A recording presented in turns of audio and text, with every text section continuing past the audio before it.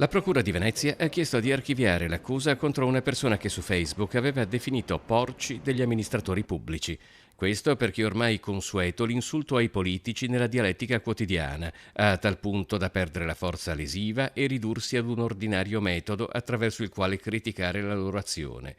Il giudice si è riservato di esprimersi nei prossimi giorni.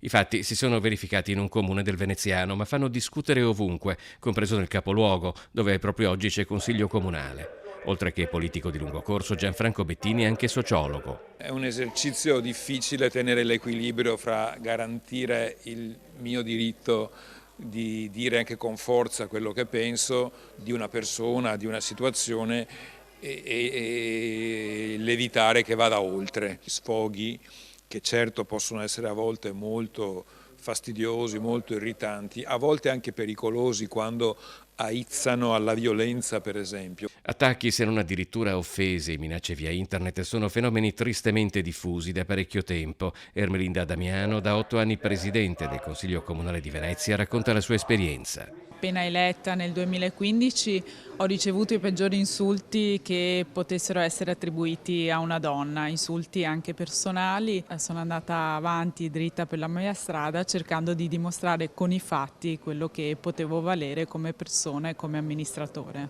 Giovanni Giusto è delegato alla tutela delle tradizioni e con la sua rubrica di storia veneziana totalizza centinaia di migliaia di visualizzazioni e commenti. Parlare di cultura lo mette solo parzialmente al riparo. Ci sono quelli che entrano in alcune discussioni anche piacevoli soltanto per andare a destabilizzare. Questi entrano in merito esclusivamente per invidia.